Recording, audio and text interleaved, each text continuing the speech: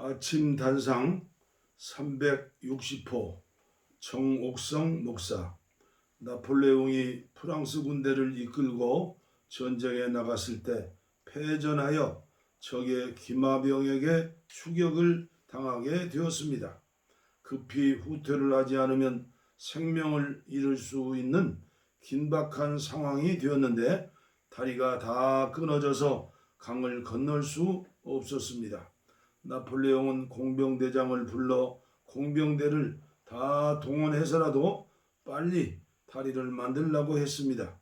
추운 날씨에 물살도 센데 몇 시간 안에 다리를 세우는 것은 현실적으로 불가능한 일이었습니다. 몇 명의 공병대원이 물속에 뛰어들었지만 급한 물살에 떠내려 가버렸습니다. 그러나 공병대장은 나폴레옹의 명령에 복종했습니다. 그 추운 영하의 날씨에 공병대장은 용기 있는 부대원들을 데리고 나무 토막을 끌고 물속으로 들어가 나무 토막을 바닥에 박고 가교를 세우기 시작했습니다. 몇 시간 후에 임시가교가 세워졌고 나폴레옹을 포함해 많은 부대원들이 무사히 다리를 건널 수 있었습니다.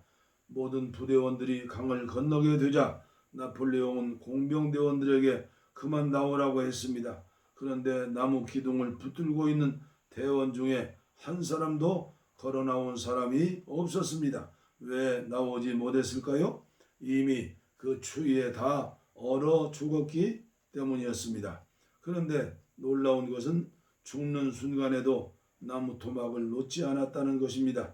그들의 죽음도 막지 못한 충성으로 인해 수많은 생명을 살릴 수가 있었습니다.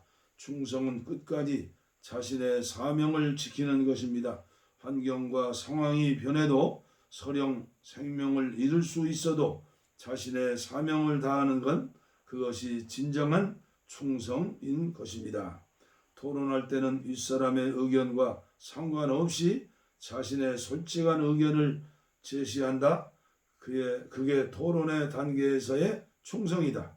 하지만 일단 결정이 이루어지고 나면 그 순간부터는 그 결정이 자신의 의견이었던 것처럼 몰입하여 실행하는 게 충성이라고 콜린 파월은 말했습니다. 부강한 나라의 힘의 원천은 애국심이고 훌륭한 리더의 통솔력은 부하의 진정한 충성심으로 뒷받침된다고 생각합니다. 나라를 망하게 하는 것은 위침이 아니라 공직자의 부정부패에 의한 민심의 위반이다. 대중을 통솔하는 방법에는 오직 위엄과 신의가 있을 따름이다. 위엄은 청렴한 데서 생기고 신의는 충성한 데서 나온다. 충성되면서 청렴하면 능히 대중이 따를 수 있을 것이다라고 조선 후기 실학자 다산 정약용은 말했습니다. 즉 내가 충성되면서 청렴하면 능히 대중이 따른다는 말입니다.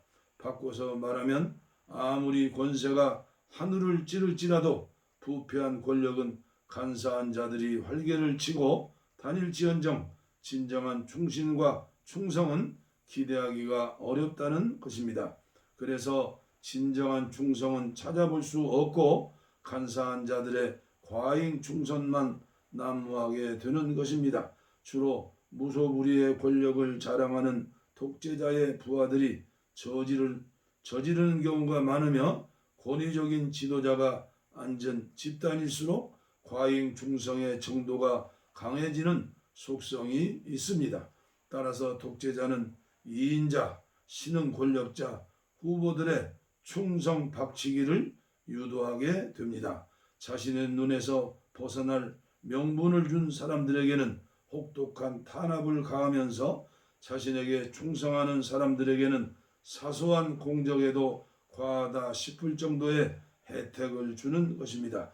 이런 단맛에 이인자 후보들이 맞들리기가 되면 서로 더한 충성을 보이려 하고 과잉 충성이 나타난다는 것입니다. 실제로 많은 권력자들은 과잉 충성 사례가 드러난다고 해도 응분의 조치를 취해서 제재하지 않기 때문에 과잉 충성이 끊어지지 않는 것입니다.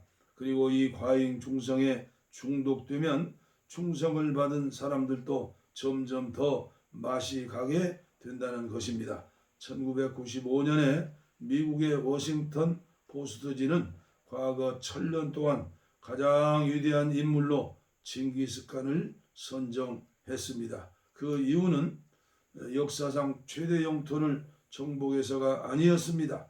동서양을 통합한 실크로드를 안정시켜 게트 체제를 구축한 교역의 개척자였고 다양한 종교와 문화를 존중하는 관용을 실천했기 때문입니다.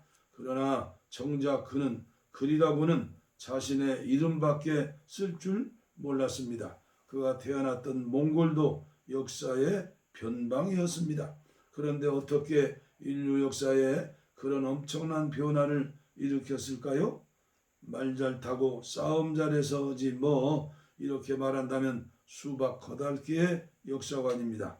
그 방대한 역사를 다 열거할 수는 없지만 그 중에 하나는 용인술입니다.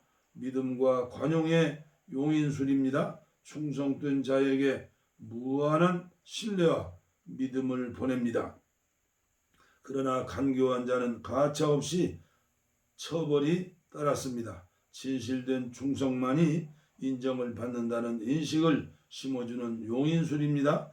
정리하면 징기스칸은 능력과 윤리 이 두 덕목을 갖고 있었습니다. 지금 우리나라에서 벌어지는 일들을 보면 진정한 애국자나 충성된 자들은 보이지 않고 온통 과잉 충성하는 찌질이들만 보이니 국민의 한 사람으로 걱정이 이만저만이 아닙니다. 나라가 흥하려면 충신이 많아야 하고 나라가 망하려면 간사한 무리들만 활개를 칩니다. 성경에도 이런 상황을 경고했습니다. 의로운 자들이 권세를 잡으면 백성이 기뻐하나 사악한 자가 다스리면 백성이 애곡하느니라. 잠언 29장 2절.